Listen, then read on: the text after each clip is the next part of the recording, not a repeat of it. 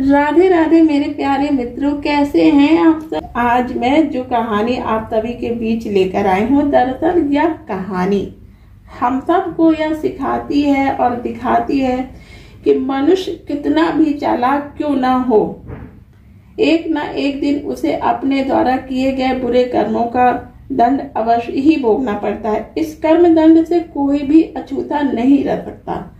अगर आपने जाने अनजाने में कोई बुरा कर्म किया है या किसी को धोखा दिया है या किसी का कुछ हड़पा है, तो आज नहीं तो कल आपको अपने द्वारा किए गए इन बुरे कर्मों का दंड अवश्य ही भोगना पड़ेगा। इससे आप बच नहीं सकते। यह कहानी इसी विषय पर आधारित है। तो चलिए दोस्तों, बिना समय गंवाए कहानी की शुरुआत करते हैं और इस कहानी का आनंद लेते हैं। एक गांव में सौरभ और शुभम नाम के दो जिगरी दोस्त रहा करते थे। उनमें आपस में इतना अटूट प्रेम था, वे दोनों एक दूसरे पर जान छिड़कते थे। बचपन से ही वे दोनों एक दूसरे के साथ रहे। देखने वालों को यह लगता था कि ये सगे भाई तो नहीं। दोनों बचपन से स्कूल साथ गए, कॉलेज भी साथ गए, साथ साथ पढ़े और जीवन का हर सुख दुख एक साथ ही बांटा।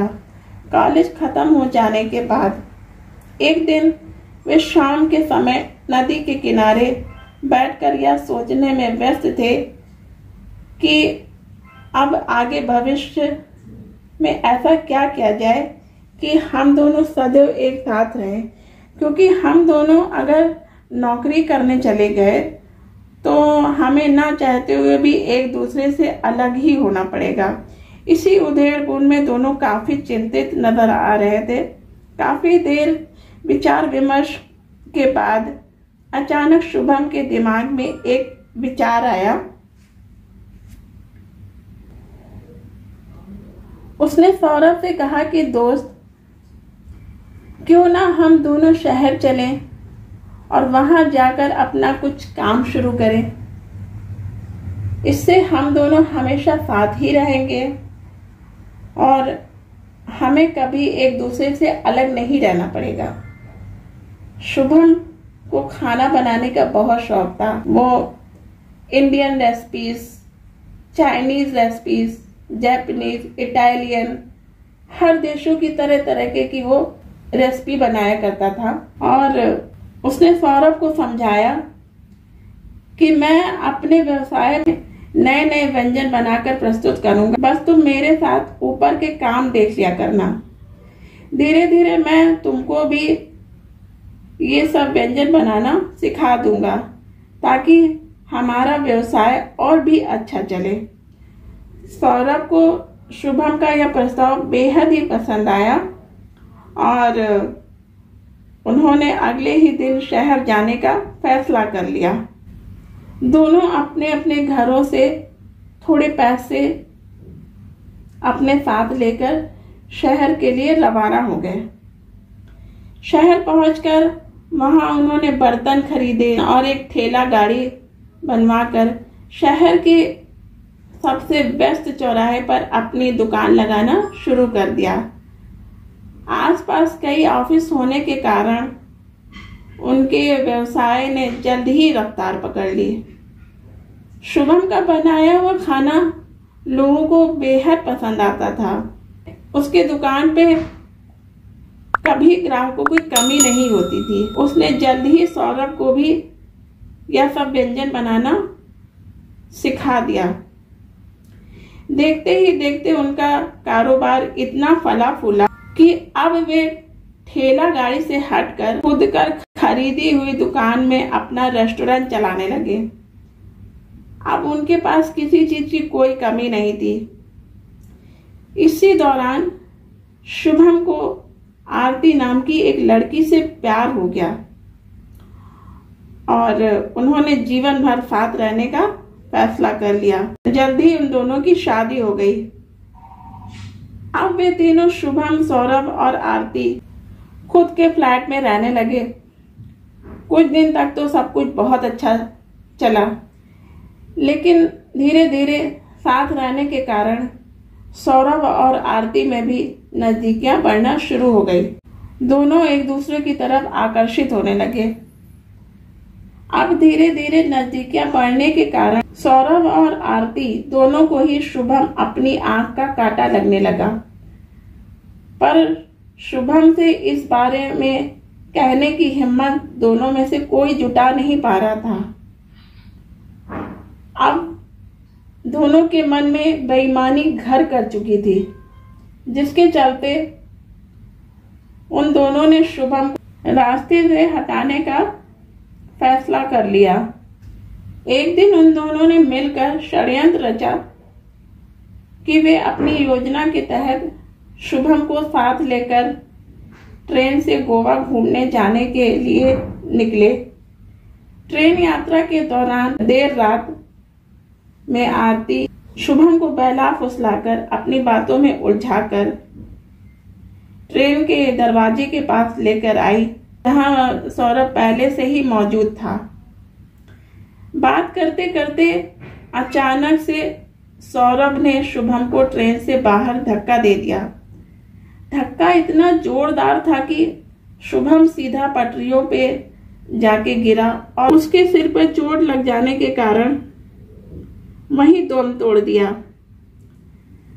वापस लौट के आने के बाद आरती ने खूब रोना धोना मचाया। बड़ी चालाकी के साथ दोनों ने मिलकर यह साबित कर दिया कि शुभम की मौत साजिश नहीं, एक हादसा था। शुभम के बीमे की रकम, उसका फ्लैट, उसका रेस्टोरेंट अब आरती और सौरभ का हो गया था। लगभग 1 साल का समय बीत जाने के बाद, मामला ठंडा पड़ जाने के बाद उन दोनों ने समाज के सामने शादी कर ली और वे दिनों दिन अमीर होते गए। कुछ वर्ष पश्चात उनके यहाँ एक पुत्र का जन्म हुआ, जिसका नाम उन्होंने रोहन रखा था। वे दोनों उससे बहुत लाड प्यार करते थे, उसकी हर जरूरत, हर फरमाइशों को पूरा किया करते थे। उन दोनों की जान अपने बच्चे रोहन में बसती थी। एक बार रोहन बच्चों के साथ फुटबॉल खेलते खेलते मैदान के बीच में बेहोश होके गिर पड़ा। खबर सुनते ही सौरभ और आरती तुरंत मैदान में पहुंचे और अपने बच्चे को गोद में उठाकर शहर के सबसे बड़े अस्पताल में भर्ती करवाया, जहां दिन रात डॉक्टरों की निगरानी में उनके बच्चे का इलाज शुरू होना। नामचीन अस्पताल होने के कारण सौरभ का पैसा पानी की तरह खर्च हो रहा था, पर फिर भी रोहन की हालत में कोई सुधार होता हुआ नहीं दिख रहा था। डॉक्टरों ने अपनी जांच पड़ताल के बाद उन्हें बताया कि रोहन को ब्रेन ट्यूमर है, जो अपनी आखिरी चरण पर पहुंच चुका है। अब रोहन को बचा पाना लगभग नामुमकिन सा है। डॉक्टरों की यह बात सुनकर सौरभ और आरती के पांव तले जमीन खिसक गई। अपने इकलौते बच्चे को ऐसे मरता हुआ देखकर दोनों बर्दाश्त नहीं कर पा रहे थे।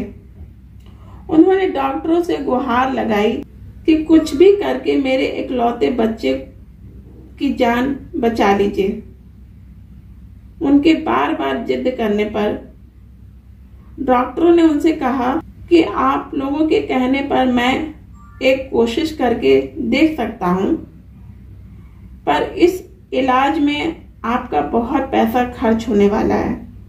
हम रोहन का ऑपरेशन करेंगे, जिसके लिए मुझे एक विशेषज्ञ डॉक्टरों की टीम की आवश्यकता पड़ेगी, जो मुझे दूसरे देशों से बुलवाने पड़ेंगे। उनको बाहर से बुलवाने पर बहुत खर्चा आएगा, पर उस ऑपरेशन के बाद भी कोई गारंटी नहीं है कि रोहन बच ही जाएगा। क्या आप लोग इसके लिए तैयार हैं?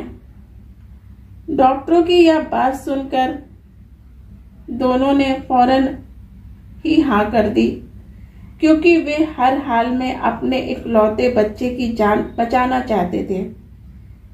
अब वे ऑपरेशन के पैसों के इंतजाम में लग गए। सौरभ ने अपना फ्लैट बेचा, अपनी गाड़ी बेची, यहाँ तक कि रेस्टोरेंट को भी बेच दिया।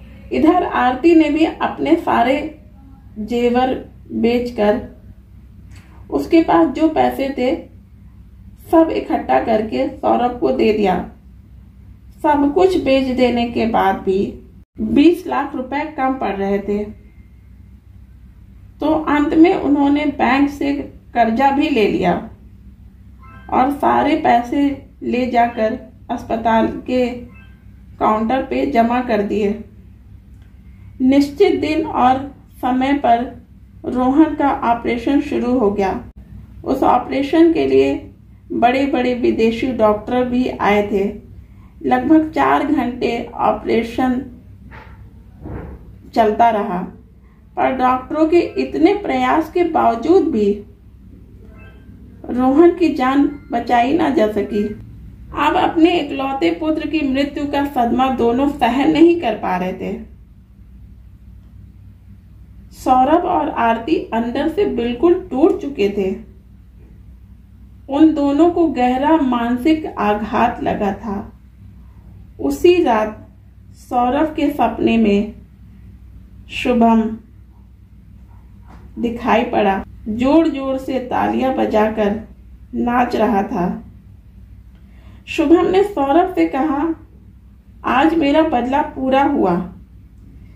जिस तरह धोखे से तुम दोनों ने मुझे मारकर मेरा सब कुछ हड़प लिया था, तुम दोनों को क्या लगता था तुम्हारी चालाकी हमेशा छुपी रहेगी? आज ईश्वर ने तुम्हें वही लौटाया जो कुछ वर्षों पहले तुमने मुझे दिया था। रोहन कोई और नहीं, मेरा ही दूसरा रूप था। आज रोहन के रूप में आकर मैंने तुमसे सब कुछ तुम्हारा छीन लिया। आज जाकर हिसाब बराबर हुआ। अब तुम लोगों के जीवन में पछताने के सिवा कुछ नहीं बचा। अब जीवन भर पछताते रहो और यही सोचते रहो कि तुम लोगों ने ऐसा क्यों किया कि आज तुम लोगों को यह दिन देखना पड़ा। इसलिए कहा जाता है कि ईश्वर की लाठी में आवाज नहीं होती। जब यह लाठी किसी पर पड़ती है तो वह कुछ भी कहने सुनने लायक नहीं बचता। इतना कहकर शुभम सपने से गायब हो गया और सौरभ की आंखें खुली की खुली रह गई। अब सौरभ को अपनी गलती का एहसास हो चुका था, पर वह चाहकर भी इसे बदल नहीं सकता था। तो मित्रों, आपको यह कहानी कैसी लगी? कमेंट्स बॉक्स में जरूर बताइएगा। मिलते हैं किसी और कहानी में। तब तक के लिए राधे राधे।